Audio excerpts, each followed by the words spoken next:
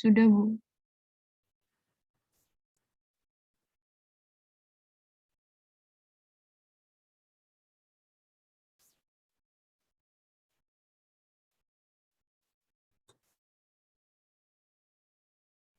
Oke, hari ini bahasanya masuk ke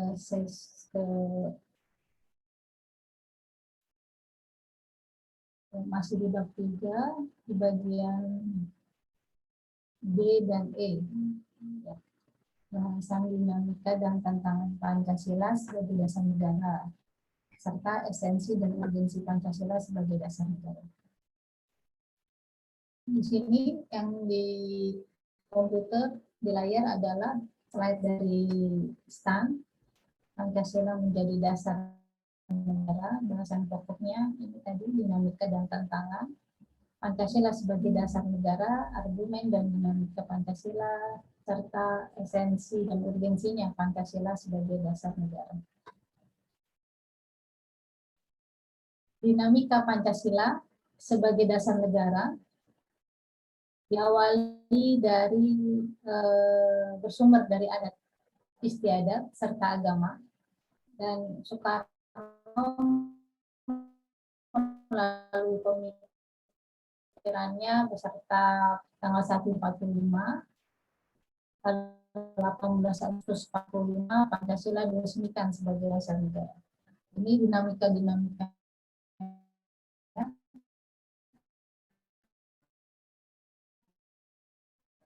17 Agustus 45, pengaturan kehidupan masyarakat berbangsa dan bernegara berlandaskan Pancasila serta UUD 45.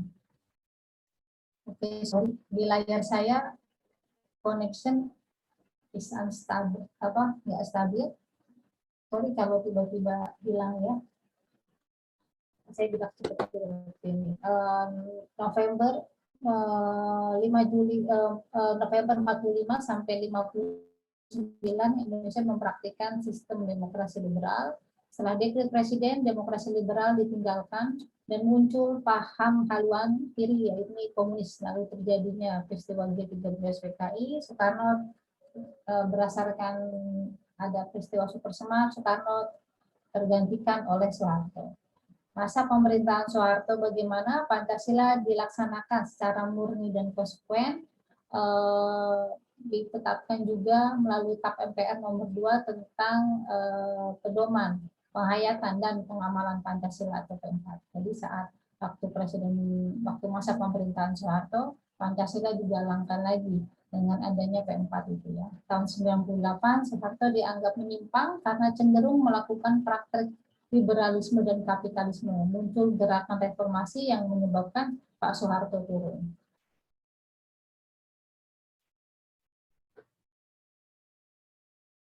Dan 2004 sampai sekarang gerakan reformasi belum membawa perubahan dalam pengamalan Pancasila, berkembang gerakan akademisi dan memperhatikan serta pecinta dan pemerhati serta pecinta Pancasila. Boleh dibuka modulnya.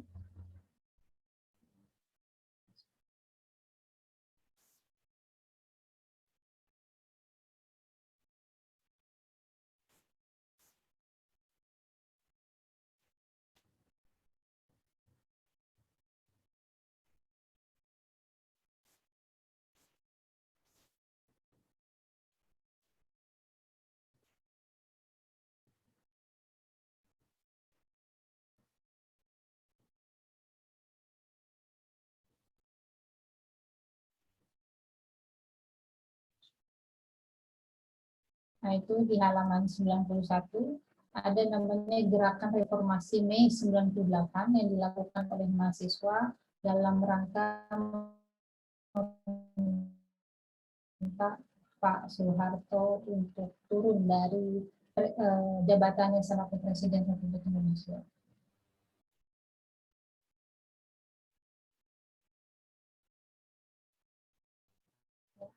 Halaman 91.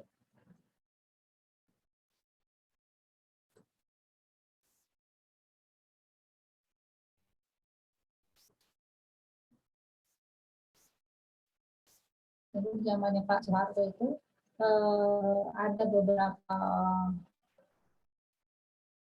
yang nggak satu suara sama Pak Soeharto, ada yang namanya katanya diculik, dihilangkan, gitu ya. Terus ada kejadian Trisakti juga, beberapa mahasiswa terbunuh. Nah, gitu. Dulu ini ramai banget zaman saya. Suami saya juga ikut ada di situ tuh.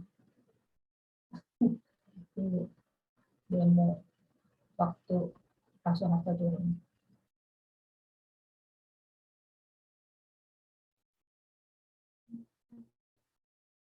Ya, tadi ada udah. Nah, ini dibuat bagan sama kampus.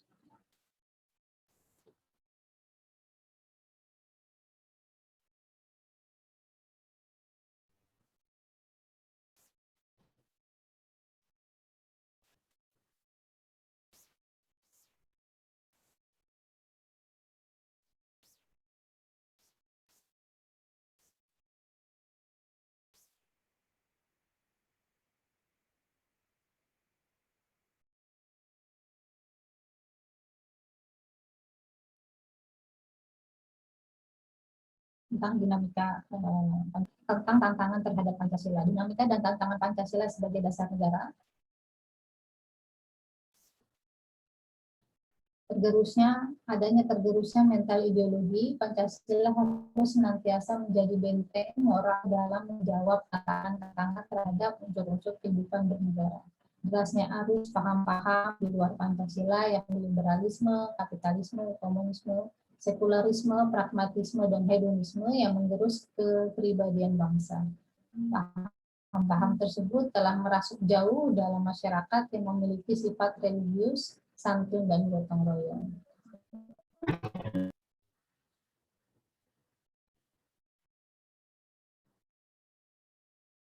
Koneksinya jelek ya?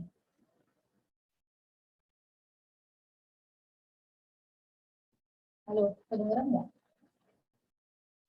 Dengar Bu, tadi aja agak macet-macet sedikit.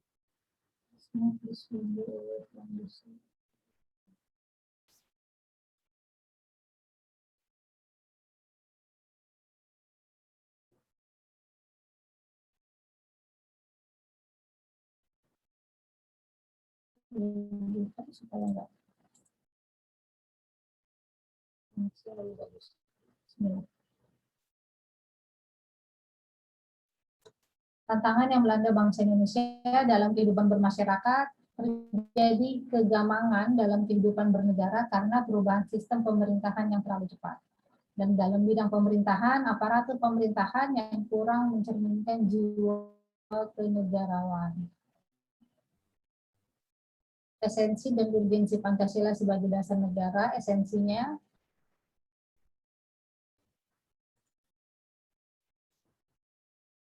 itu sebentar.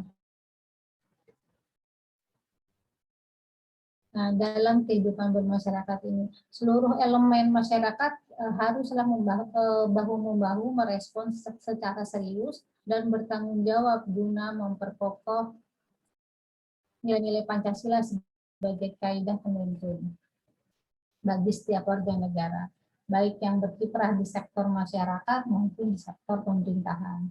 Dengan demikian, integrasi nasional diharapkan semakin kokoh dan secara bertahap bangsa Indonesia dapat mewujudkan cita-cita dan tujuan negara yang menjadi idaman seluruh masyarakat Indonesia.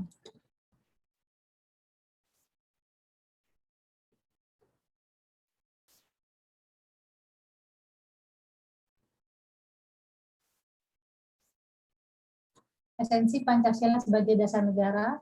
Pancasila adalah substansi esensial yang mendapatkan kedudukan formal yuridis dalam pembukaan Undang-Undang Dasar tahun 45. Oleh karena itu, rumusan Pancasila sebagai dasar negara adalah sebagaimana terdapat dalam pembukaan Undang-Undang Dasar Negara Republik Indonesia tahun 45. Sebentar ya.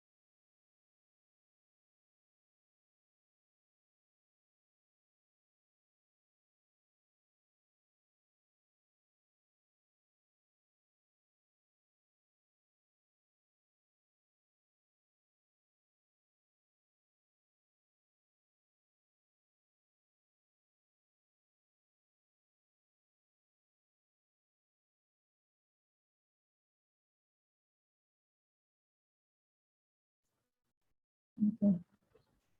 Maaf ya.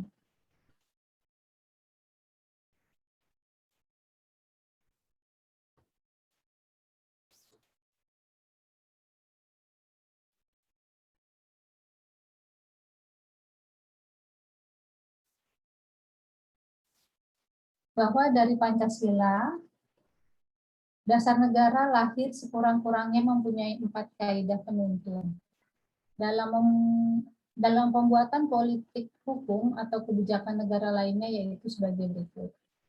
Ada di modul ya, kebijakan umum dan politik hukum harus tetap menjaga integrasi dan keutuhan bangsa, baik secara ideologi maupun secara teritori. Kebijakan umum dan politik hukum haruslah didasarkan pada upaya membangun demokrasi, kedaulatan rakyat, dan demokrasi di negara hukum sekaligus. Kebijakan umum dan politik hukum haruslah didasarkan pada upaya membangun keadilan sosial bagi seluruh rakyat Indonesia dengan titik berat pada kesejahteraan umum dan keadilan sosial. Kebijakan umum dan politik hukum haruslah didasarkan pada prinsip toleransi beragama yang berkeadaban. Esensi Pancasila sebagai dasar negara. Pancasila sebagai dasar negara menurut pasal 2 Undang-Undang RI nomor 12 tahun 2011 tentang pembentukan peraturan perundang-undangan merupakan sumber dari segala sumber hukum negara. Di sisi lain, pada penjelasan pasal 2-nya, dinyatakan bahwa Pancasila sebagai dasar dan ideologi negara serta sekaligus dasar filosofis negara, sehingga setiap materi muatan peraturan perundang-undangan tidaklah boleh bertentangan dengan nilai-nilai yang terkandung dalam Pancasila.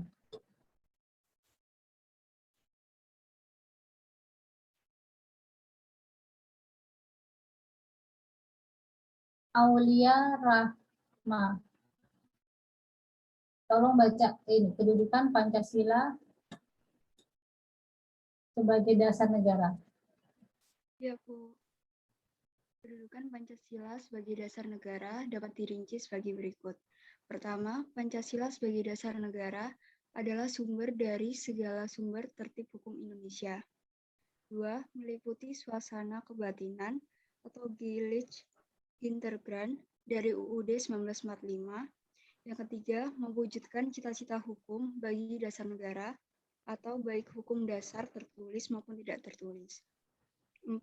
Mengandung norma yang mengharuskan Undang-Undang Dasar, mengandung isi yang mewajibkan pemerintah dan lain-lain penyelenggara negara, termasuk penyelenggara partai dan golongan fungsional, memegang teguh cita-cita moral rakyat yang luhur. 5. Merupakan sumber semangat abadi Undang-Undang 1945 bagi penyelenggara negara, para pelaksana pemerintahan. Oke, terima kasih.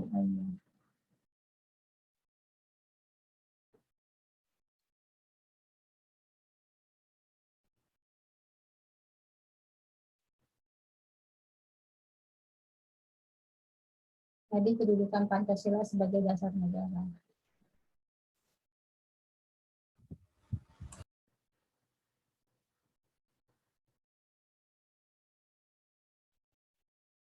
Pimpinan MPR dan tim kerja sosialisasi MPR periode 2009 dan 2014 mengatakan rumusan Pancasila secara imperatif harus dilaksanakan oleh rakyat Indonesia dalam kehidupan berbangsa dan bernegara. Setiap sila Pancasila merupakan satu kesatuan yang integral yang saling mengandalkan dan saling mengunci.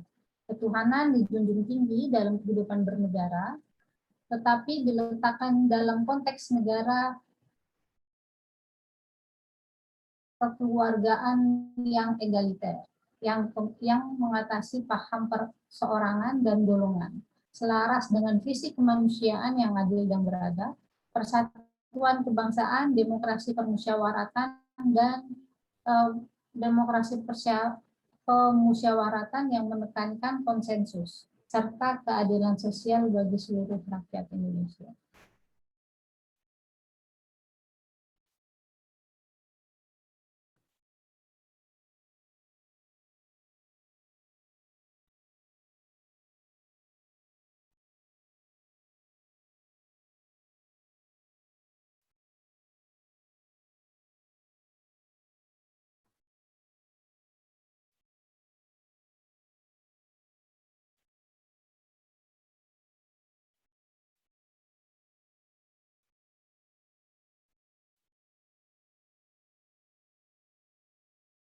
Tiap-tiap bangsa mempunyai cara perjuangannya sendiri, mempunyai karakteristik sendiri. Oleh karena itu, pada hakikatnya bangsa sebagai individu mempunyai kepribadian sendiri. Kepribadian yang terwujud dalam berbagai hal, dalam kenyataannya, dalam perekonomiannya, dan dalam dalam wataknya dan lain sebagainya.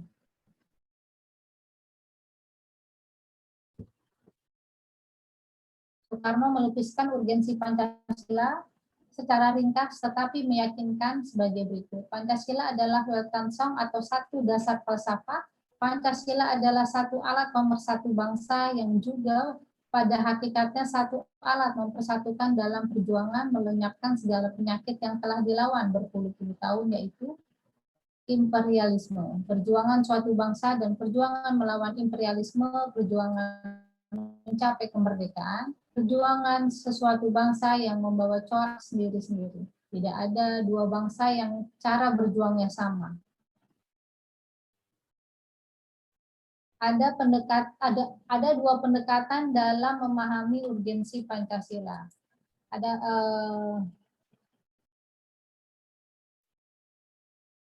pendekatan institusional atau kelembagaan, yaitu membentuk dan menyelenggarakan negara yang bersumber pada nilai-nilai Pancasila, sehingga negara Indonesia memenuhi unsur-unsur sebagai negara yang modern, yang menjamin terwujudnya tujuan negara atau terpenuhinya kepentingan nasional yang bermuara pada terwujudnya masyarakat adil dan makmur. Pendekatan sumber daya manusianya atau human resources, yaitu orang-orang yang memegang jabatannya dalam pemerintahan atau aparatur negara yang melaksanakan nilai-nilai Pancasila secara murni dan konsekuen di dalam pemenuhan tugas dan tanggung jawabnya, sehingga formulasi kebijakan negara akan menghasilkan kebijakan yang mengejawantahkan kepentingan rakyat dan warga negara yang berkiprah dalam bidang bisnis. Harus menjadikan Pancasila sebagai sumber nilai-nilai etika bisnis yang menghindarkan warga negara melakukan free fight liberalism, tidak terjadi monopoli dan monopsoni, serta warga negara yang bergerak dalam bidang organisasi kemasyarakatan dan bidang politik atau infrastruktur politik.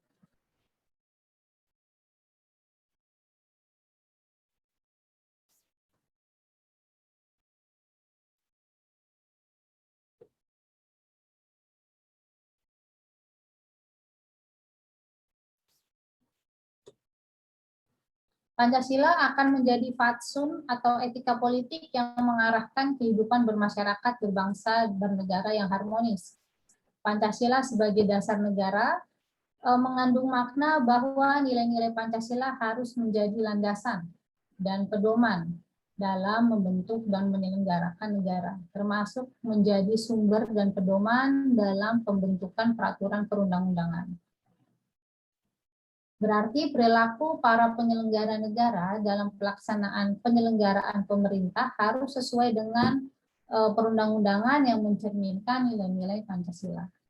Apabila nilai Pancasila diamalkan secara konsisten, baik oleh penyelenggara negara maupun seluruh warga negara, maka terwujudlah tata kelola pemerintahan yang baik. Pada gilirannya, cita-cita dan tujuan negara dapat diwujudkan secara bertahap dan berkesinambungan.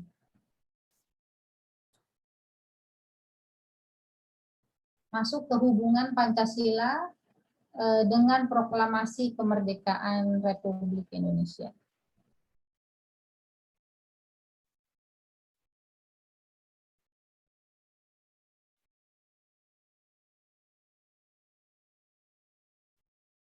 Ini ada isi dan arti proklamasi 17 Agustus 45, adanya pernyataan kemerdekaan bangsa Indonesia baik pada dirinya sendiri maupun terhadap dunia luar.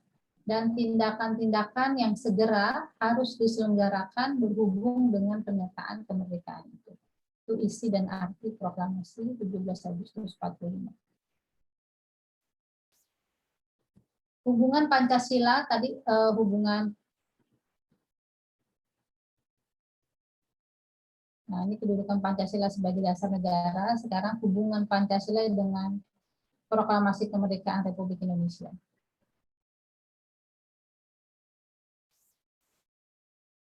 Abi, bantu baca, Bi.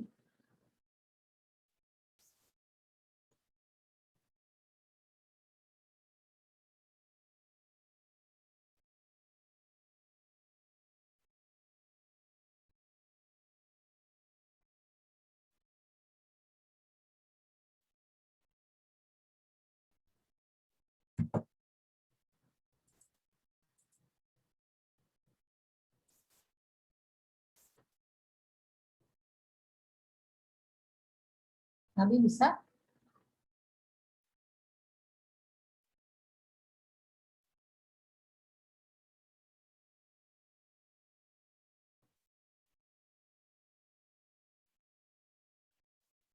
Iya Bu, berarti baca yang ini ya Bu ya, di slide ya Bu. Iya benar. Oh ya Bu, maaf tadi agak nggak itu hilang. Hubungan Pancasila dengan Proklamasi Kemerdekaan RI. Yang pertama, nilai-nilai Pancasila pada saat penjajah atau saat kolonial sebelum terjadinya proklamasi selalu direndahkan, dilecehkan, dan diinjak-injak. Kemudian dengan dilakukannya proklamasi, nilai Pancasila ini ditegakkan, diselamatkan, ditinggikan, dan dijunjung tinggi. Lalu proklamasi menjadi titik kulminasi perjuangan bangsa Indonesia melawan penjajah yang didasari oleh semangat nilai-nilai yang terkandung pada Pancasila. Yang terakhir, proklamasi merupakan jembatan emas Pancasila di sini sebagai penuntun bangsa Indonesia dalam membangun bangsa. Terima kasih. Baik, terima kasih kembali. Jadi di sana disebutkan kembali pernyataan kemerdekaan, ya, letak dan sifat hubungan antara proklamasi 17 Agustus 45 dengan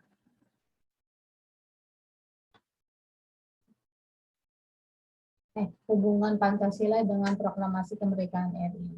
Ya, dan adanya nilai-nilai Pancasila pada saat kolonial sebelum terjadinya proklamasi selalu direndahkan, dilecehkan. Dengan adanya proklamasi, proklamasi menjadi titik kulminasi perjuangan bangsa melawan penjajah yang didasari oleh semangat nilai-nilai yang terkandung dalam Pancasila. Proklamasi merupakan jembatan emas menjadi Pancasila, dan Pancasila di sini menjadi penuntun bangsa Indonesia dalam membangun bangsa.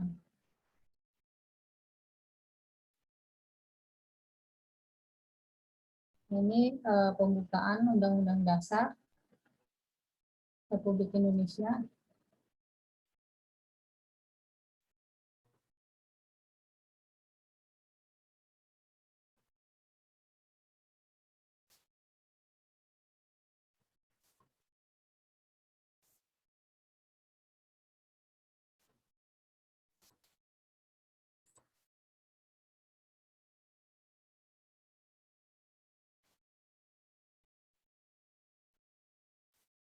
Letak dan sifat hubungan antara proklamasi kemerdekaan dengan pembukaan Undang-Undang Dasar 45. Saya bacakan ya, mungkin ada di modul. Disebutkan kembali pernyataan kemerdekaan dalam bagian ketiga pembukaan, menunjukkan bahwa antara proklamasi dengan pembukaan merupakan suatu rangkaian yang tidak dapat dipisahkan. 2. Ditetapkannya pembukaan pada 18 Agustus 45 bersama ditetapkannya Undang-Undang Dasar. Presiden dan Wakil Presiden merupakan realisasi bagian kedua proklamasi. Ketiga, pembukaan hakikatnya merupakan pernyataan kemerdekaan yang lebih rinci dari adanya cita-cita luhur yang menjadi semangat pendorong ditegakkannya kemerdekaan. Dalam bentuk negara Indonesia yang merdeka, berdaulat, bersatu, adil, dan makmur dengan berdasarkan asas kerohanian Pancasila. Dengan demikian, sifat hubungan antara pembukaan Undang-Undang Dasar dengan proklamasi yaitu memberikan penjelasan dan penegasan serta pertanggungjawaban terhadap dilaksanakannya proklamasi 17 Agustus 45.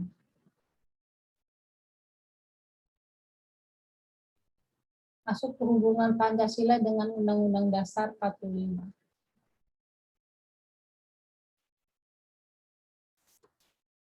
Hubungan Pancasila dengan pembukaan, adanya unsur mutlak atau status fundamental dari segi terjadinya terlihat ditentukannya oleh pembentuk negara.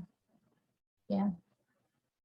Terjelma dalam bentuk pernyataan lahir sebagai kehendak pembentuk negara mengenai dasar-dasar negara yang dibentuk.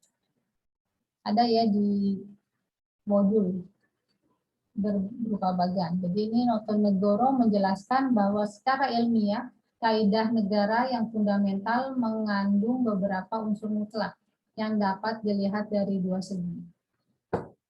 Dari segi terjadinya dan dari segi memuat dasar-dasar yang dibentuk.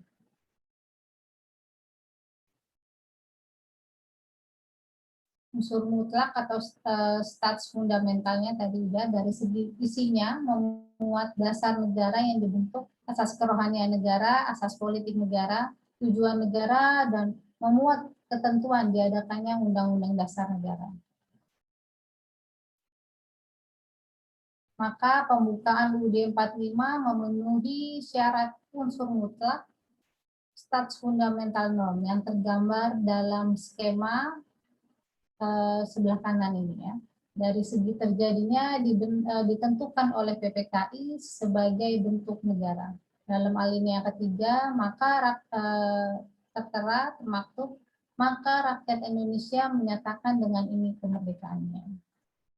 Dari segi memuat dasar-dasar negara yang dibentuk, asas kerohanian negara, yaitu Pancasila dalam alinea keempat, dengan berdasarkan kepada ketuhanan. Asas politik negara yaitu kedaulatan rakyat pada alinea kedua dan keempat, tujuan negara pada alinea keempat, dan ketentuan diadakannya UUD alinea keempat tertera dalam suatu undang-undang dasar negara Indonesia. Hubungan Pancasila dengan pembukaan UUD 45. Satu, kedudukan pembukaan merupakan peraturan hukum yang tertinggi di atas Undang-Undang Dasar.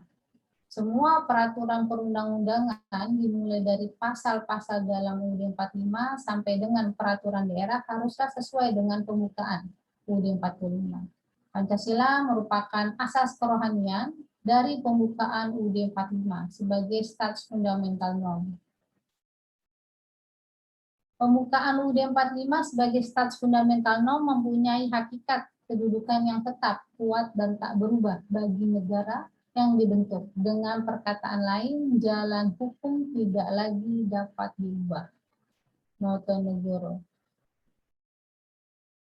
Ya. Jadi ada dua hubungan, kedudukan pembukaan merupakan peraturan hukum yang tertinggi, dan Pancasila merupakan asas kerohanian dari pembukaan UUD 45.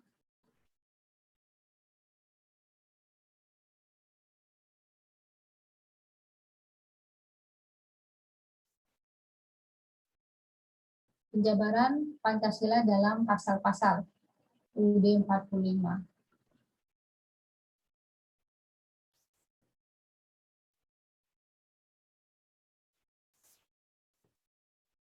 Yang ada di buku juga, di modul. Pokok-pokok pikiran meliputi suasana kebatinan dari Undang-Undang Dasar Negara Indonesia. Pokok-pokok pikiran mewujudkan cita-cita hukum atau resai yang menguasai hukum dasar negara. Baik hukum yang tertulis dalam Undang-Undang Dasar maupun hukum yang tidak tertulis. Undang-Undang Dasar menciptakan pokok-pokok pikiran di dalam pasal-pasalnya. Apabila disederhanakan, maka pola pemikiran tersebut dapat diuraikan. Satu, Pancasila merupakan asas kerohanian dari pembukaan. Pembukaan UUD 45 dikristalisasikan dalam wujud pokok-pokok pikiran yang terkandung dalam pembukaan Undang-Undang Dasar. Pokok-pokok pikiran yang terkandung dalam pembukaan menjelma dalam pasal-pasal UUD 45. Nah, ini sila pertama ada di beberapa pasal 28E ayat 1, 29 dan pasal lainnya. Sila kedua, pasal 1, pasal 26, 27, 28A sampai J dan pasal lain. Sila ketiga dan seterusnya ya. Bisa dilihat. Setiap pasal dalam UUD 45 tidak sepenuhnya mengejawantahkan nilai dari suatu sila dalam Pancasila secara utuh. Jadi suatu pasal dalam UUD 45 dapat mencerminkan sebagian nilai yang terkait dengan beberapa sila dalam Pancasila. Hal tersebut dapat dipahami karena Pancasila karena pasal-pasal dalam Undang-Undang 45 sebagai nilai instrumental dapat terkait dengan satu bidang kehidupan atau terkait dengan beberapa bidang kehidupan bangsa secara integral. Jadi enggak melulu satu sila tercermin hanya dalam satu pasal. Di sisi lain, nilai-nilai Pancasila antara nilai satu dengan nilai sila lainnya tidak terpisah, melainkan merupakan suatu kesatuan yang utuh dan harmonis.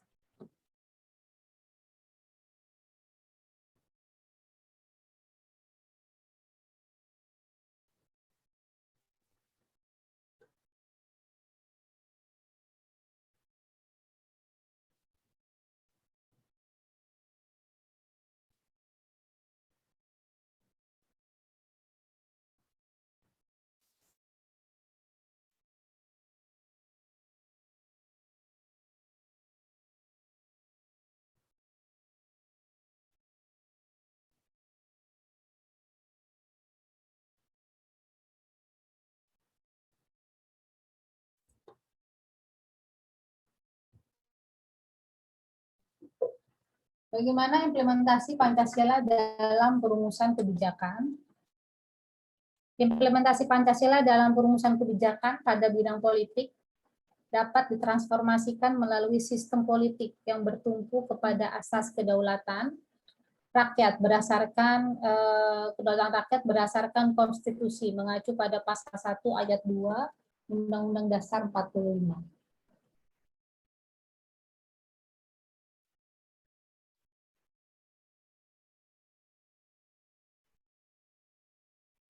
Beberapa konsep dasar implementasi nilai-nilai Pancasila dalam bidang politik dapat dikemukakan sebagai berikut.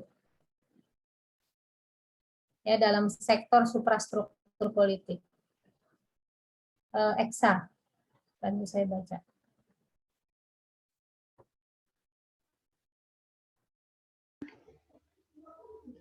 Sektor substruktur politik.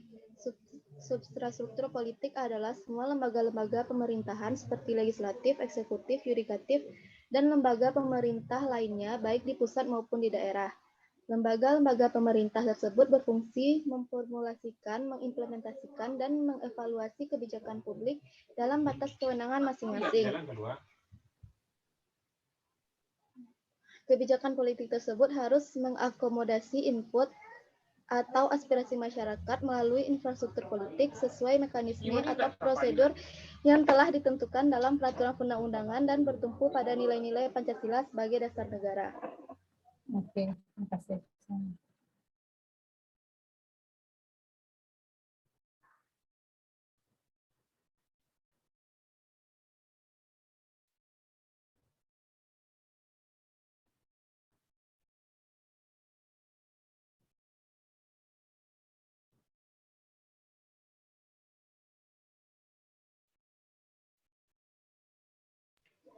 Dilanjutkan, Bu. Enggak ada. Hazim, coba Hazim. 2. Sektor masyarakat. Nilai-nilai Pancasila akan menuntun masyarakat ke pusat inti kesadaran akan pentingnya harmoni dalam kontinum antara sadar terhadap hak asasinya di satu sisi dan kesadaran terhadap kewajiban asasinya di sisi lain sesuai dengan ketentuan dalam pasal 28J ayat 1 dan ayat 2 Undang-Undang Dasar 1945. Indikator bahwa seseorang bertindak dalam koridor nilai-nilai Pancasila sebagai dasar negara adalah jauh perilakunya tidak bertentangan dengan konstitusi dan peraturan perundang-undangan lainnya. Oke, makasih. Jadi ke dalam sektor masyarakat, nilai-nilai Pancasila menjadi penuntun masyarakat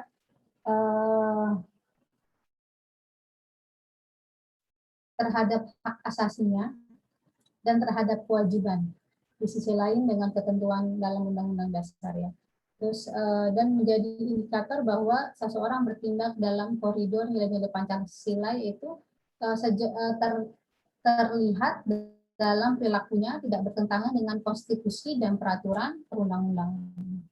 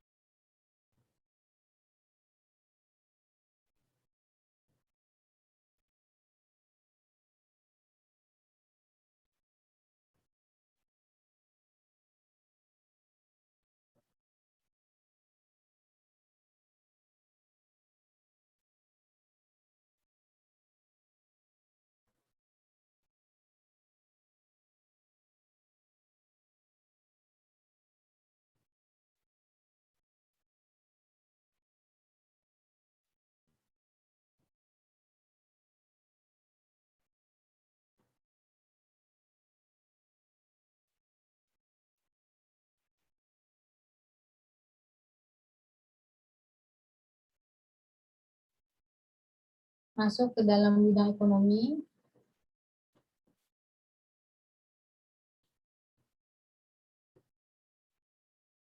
Ya. Bentuk badan usaha koperasi. Nah, ini kemarin masuk nih di dalam ITS. Waktu itu bukan waktu Pak Adit, tapi Pak Trisulu, pembina mata kuliah Pancasila ya. Badan usaha koperasi mendapat perhatian yang lebih besar berdasarkan berdasarkan pasal 33 ayat 1 Undang-Undang Dasar 45. Apabila dicermati ketentuan pasal 27 ayat 2, terasa bahwa bentuk badan usaha milik swasta juga menempati kedudukan yang strategis dalam meningkatkan ekonomi nasional dan kesejahteraan rakyat. Dalam pasal 33 ayat 2 dan ayat 3 Undang-Undang Dasar 45, badan usaha milik negara pun menempati posisi yang strategis dalam meningkatkan ekonomi nasional dan meningkatkan kesejahteraan rakyat. Dalam pasal 34 ayat 1 sampai ayat 4, negara Indonesia berkewajiban mengembangkan sistem jaminan sosial berdasarkan masyarakat yang lemah serta memelihara kelompok marginal, khususnya fakir miskin dan anak terlantar. Ketentuan dalam pasal 27 ayat 2 dan 33, kedua prinsip dalam dua pasal tersebut seperti sosialisme di sebelah kiri dan kapitalisme atau liberalisme di sebelah kanan. Yang di tengahnya adalah titik keseimbangan. Titik keseimbangan ditentukan oleh DPR bersama Presiden sebagaimana diatur dalam pasal 23 ayat 1 dan ayat 20 dan ayat 2-nya. Inti dari ketentuan dalam pasal tersebut adalah bahwa APBN sebagai wujud dari pengelolaan keuangan negara yang ditetapkan setiap tahunnya dengan undang-undang dan dilaksanakan secara terbuka dan bertanggung jawab untuk sebesar-besarnya kemakmuran rakyat.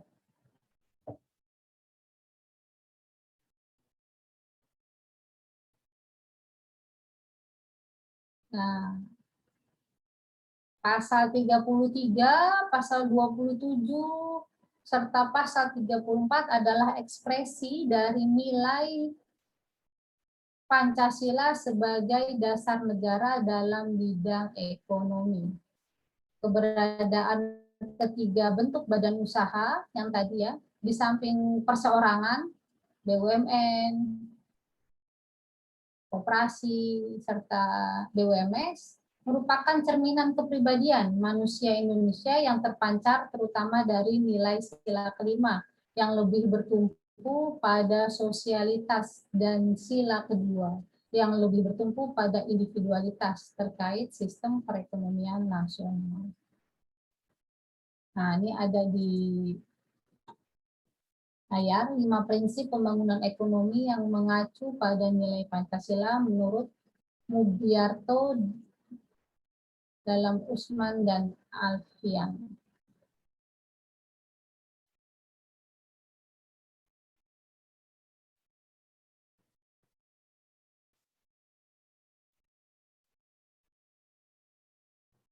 Ya, dalam sila pertama, roda perekonomian digerakkan oleh rangsangan ekonomi sosial dan moral. Sila kedua, adanya kehendak kuat dari seluruh masyarakat untuk mewujudkan pemerataan sosial sesuai asas kemanusiaan. Sila ketiga, nasionalisme menjiwai setiap kebijakan, dan prioritas kebijakan ekonomi adalah penciptaan perekonomian nasional yang tangguh. Sila keempat, koperasi merupakan soko guru perekonomian dan merupakan bentuk saling konkret dari usaha bersama. Sila kelima, adanya imbangan yang jelas dan tegas antara perencanaan di tingkat nasional dan desentralisasi di pusat dan daerah dalam pelaksanaan kebijakan ekonomi untuk mencapai keadilan perekonomian dan keadilan sosial.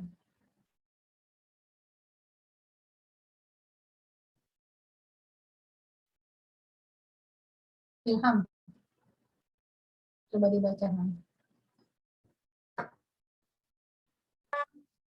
Nilai-nilai Pancasila sebagai dasar negara dalam bidang ekonomi yang mengidealiskan terwujudnya keadilan sosial bagi seluruh rakyat Indonesia. Oleh karena itu, kebijakan ekonomi nasional harus bertumpu pada asas keselarasan, keserasian, dan keseimbangan peran perseorangan, perusahaan swasta, BUMN, dalam mengimplementasi kebijakan ekonomi, serta mengembangkan sistem jaminan sosial bagi seluruh rakyat, dan memberdayakan masyarakat yang lemah, termasuk fakir miskin dan anak terlantar. Kebijakan ekonomi nasional tersebut tidak akan terwujud jika tidak didukung oleh dana pembangunan yang besar yang diperoleh dari kontribusi masyarakat melalui pajak. Pada hakikatnya pajak itu dari rakyat untuk rakyat. Terima kasih.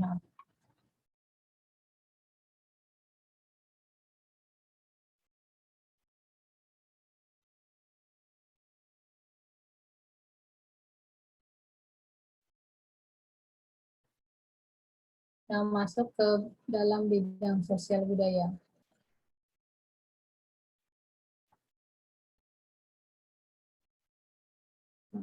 Mengingat bangsa Indonesia, masyarakat Indonesia yang berbineka tunggal ika, sebagaimana yang disebutkan dalam pasal 36 Undang-Undang Dasar 45, hal tersebut mengisyaratkan kepada segenap komponen bangsa agar berpikir konstruktif, yaitu memandang kebinekaan masyarakat sebagai kekuatan, bukan sebagai kelemahan, apalagi dianggap sebagai faktor disintegratif, tanpa menghilangkan kewaspadaan upaya pecah belah dari pihak asing.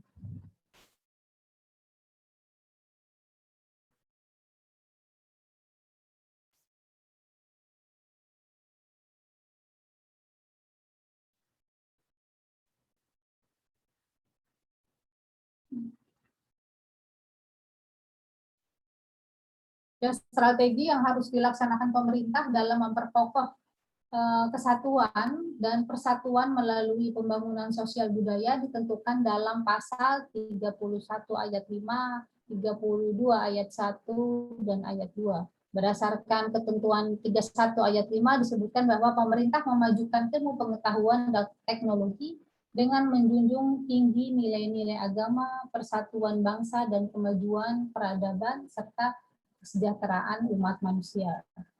Dalam pasal 32 ayat 1 dinyatakan bahwa negara memajukan kebudayaan nasional Indonesia di tengah peradaban dunia dengan menjamin kebebasan masyarakat dalam memelihara dan mengembangkan nilai-nilai budayanya. Jalan dengan hal itu, menurut pasal 32 ayat 3 ditentukan bahwa negara menghormati dan memelihara bahasa daerah sebagai kekayaan budaya nasional.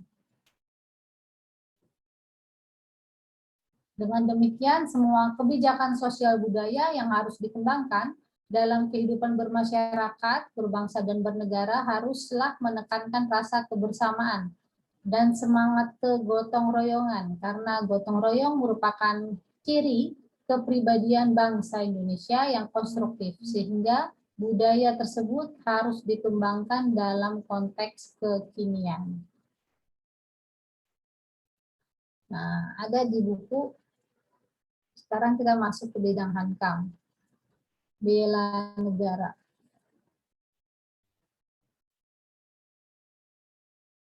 Nah, ini saya juga udah dipelajari ya waktu di kewarganegaraan, kalau nggak salah di halaman di sebelum UAS. Bidang hankam, adanya prinsip-prinsip yang terkandung dalam pasal 30 Undang-Undang Dasar 45.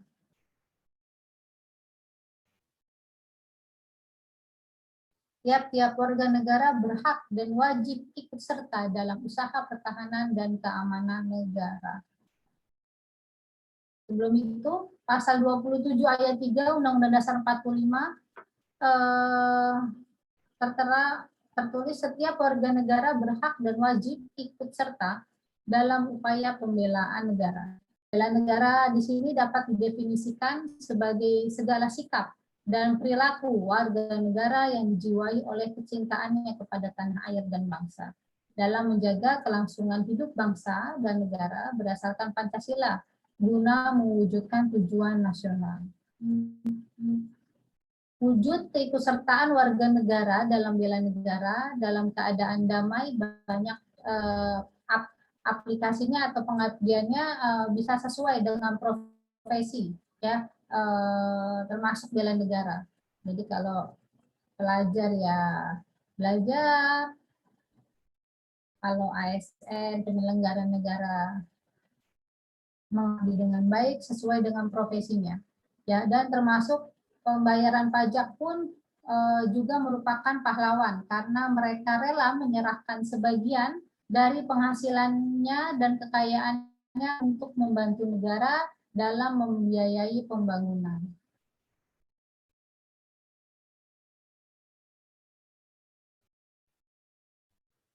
Implementasi nilai-nilai Pancasila dalam bidang pertahanan dan keamanan ada dalam pasal 30 ayat 1, 2, 3, 4, dan 5. Ya, seperti yang ada di layar, kedudukan warga negara dalam pertahanan dan keamanan. Sistem pertahanan dan keamanan yaitu Hankam rata. TNI dan Polri merupakan kekuatan utama dan rakyat merupakan kekuatan pendukungnya.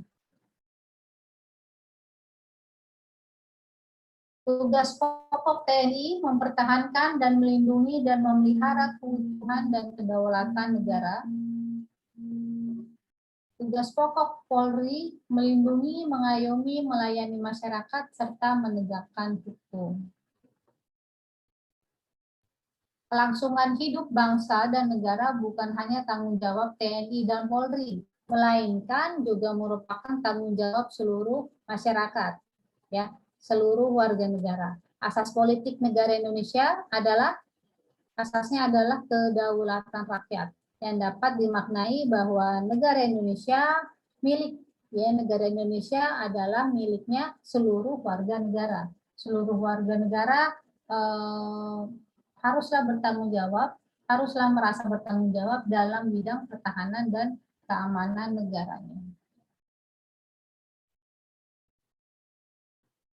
Ini slide terakhir ya, di kampus. Memang materi nggak banyak, cuman sub D dan sub E. Nah, kita lihat ya di layar ada modul.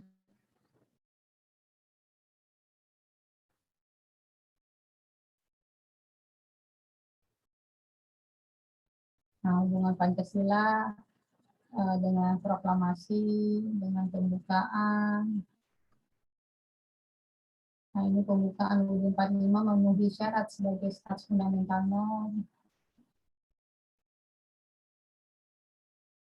Penyebaran Pancasila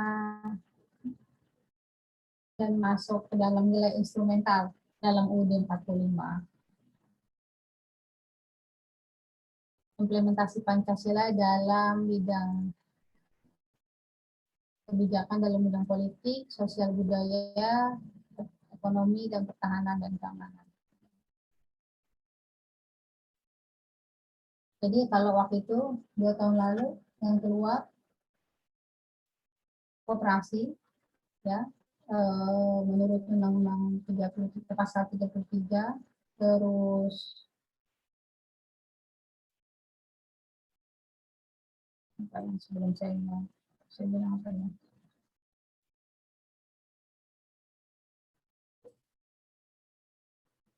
Koperasi sama apa? Ekonomi Pancasila yang kemarin. Nah, ini sosial budaya, bahwa kita itu masyarakat yang Bhinneka Tunggal Ika, yang majemuk. Bidang hankam,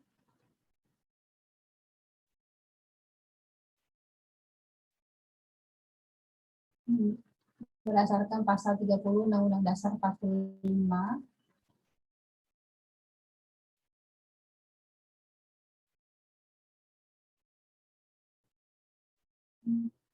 nah, sudah masuk ke rangkuman. Ini dalam bab 3 sebagai dasar negara, Pancasila sebagai dasar negara berarti setiap sendi-sendi ketatanegaraan pada negara Republik Indonesia harus berlandaskan dan harus sesuai dengan nilai-nilai Pancasila. Ya.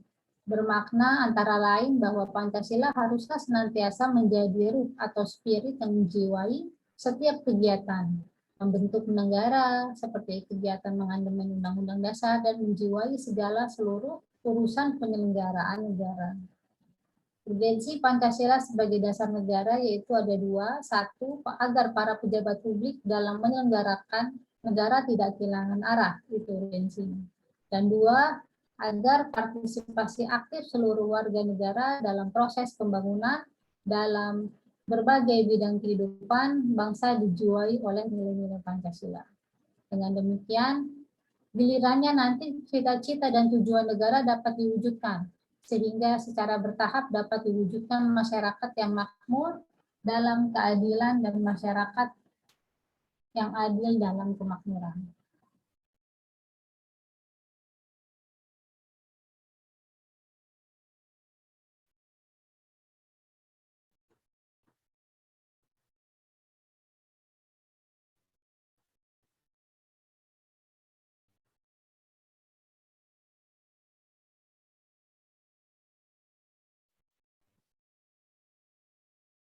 Coba siapa yang bisa mengemukakan kegiatan-kegiatan kemahasiswaan yang dikaitkan, yang dikategorikan dalam bela negara.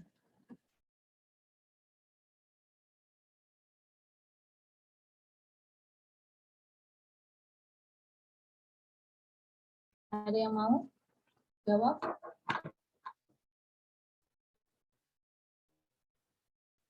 Kegiatan kemahasiswaan apa yang dapat dikategorikan sebagai bela negara?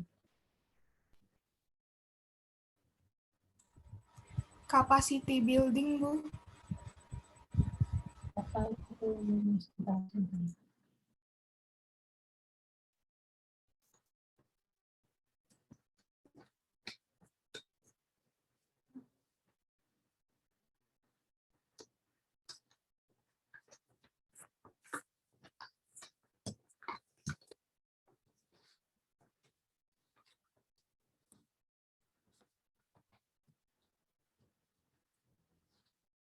Siapa tadi?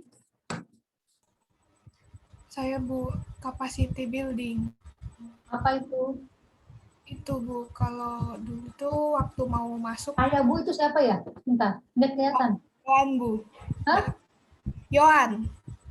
Yohan ada. Oke. Dia baru kelihatan. Apa itu capacity building? Itu, Bu, waktu awal orientasi mahasiswa itu ada capacity building. Jadi di sana kita tuh baris berbaris, terus diajarin pokoknya yang kayak nasionalisme gitu, Bu. Oke, ada yang lain? Makasih, Yohan. Iya, Bu. Sama-sama. Kegiatan mahasiswa apa yang dikategorikan sebagai bela negara?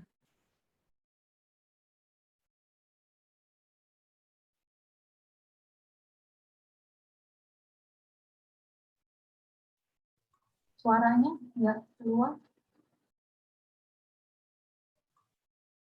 Izin Bu, mungkin Oke. salah satunya dengan belajar pendidikan kewarganegaraan sama Pancasila ini Bu, karena kan salah satu peran mahasiswa itu belajar Bu. Jadi dengan menjalankan perannya dengan baik, belajar PKN dan Pancasila itu bisa termasuk dalam bela negara Bu. Oke, thank you Mukaina.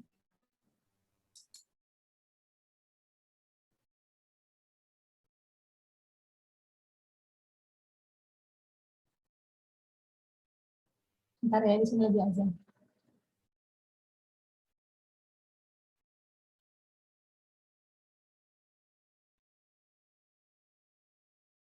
Sambil saya isi portal ya, sebentar. Tunggu dulu.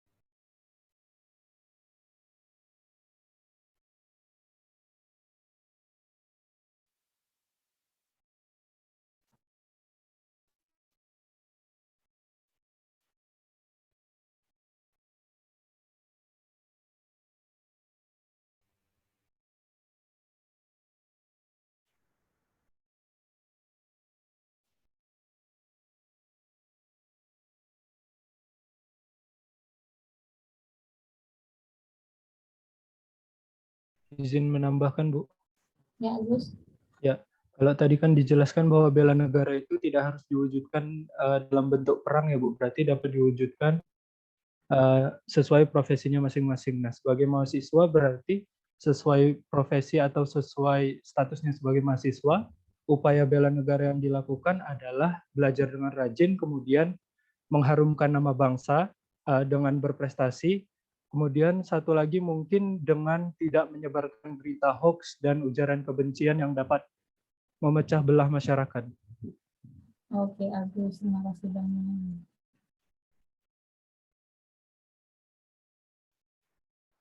Ada yang mau menambahkan lagi? Ada, Bu. Kalau misalkan lagi perkuliahan ngikut UKM bela diri gitu, termasuk bela negara juga nggak, Bu? Mari ya, apa? Iya, kalau lagi perkuliahan ikut UKM bela diri, Bu.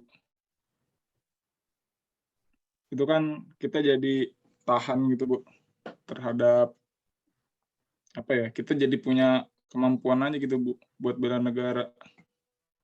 Iya. Boleh. Bisa ya, Bu? Bisa. Oke.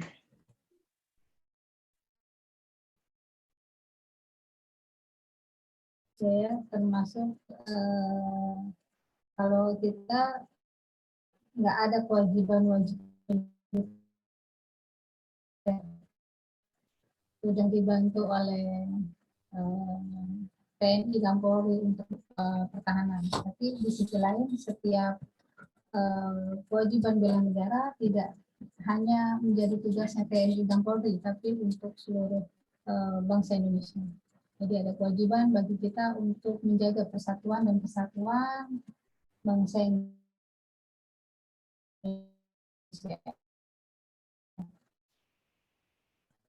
Jadi TNI dan rakyat kita harus sebagai warga negara sebagai kekuatan pendukungnya.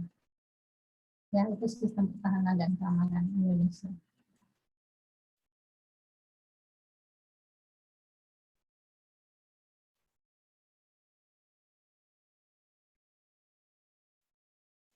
Ya, kalau yang tadi saya jelaskan, pokoknya kalau dari bab 3 ini sistem perekonomian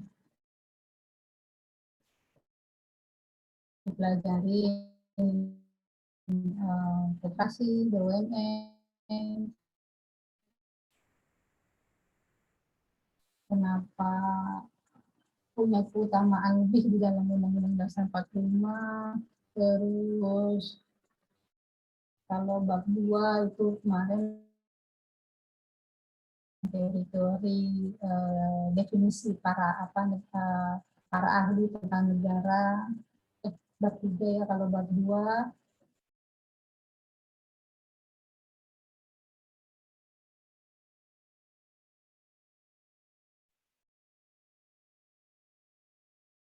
masih dalam sejarah, terus tangannya tentang masih banyak masyarakat yang belum,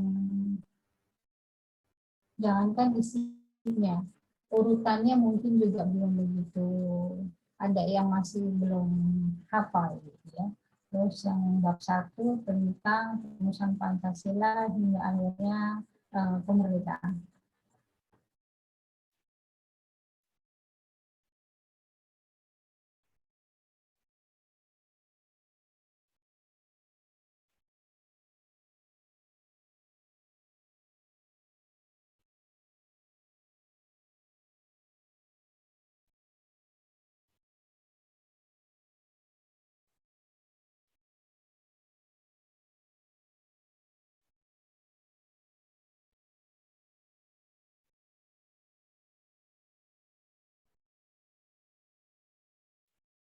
Ada pertanyaan?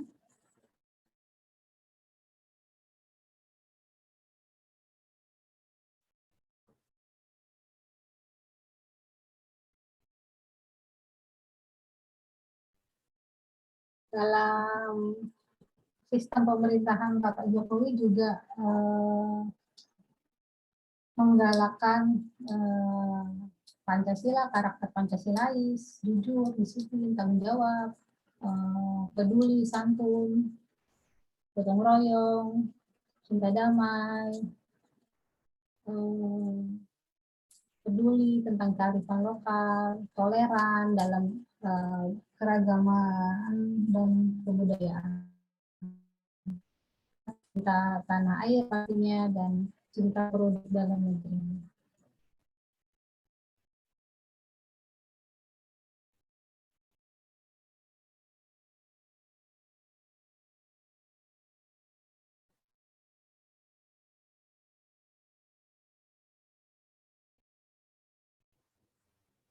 Ya, kalau nggak ada pertanyaan, pertemuan hari ini saya cukupkan sampai di sini. Semoga bermanfaat. Teman-teman bisa baca lagi modulnya, bisa googling materinya, di googling tambahan-tambahan materinya. Semoga bisa menambah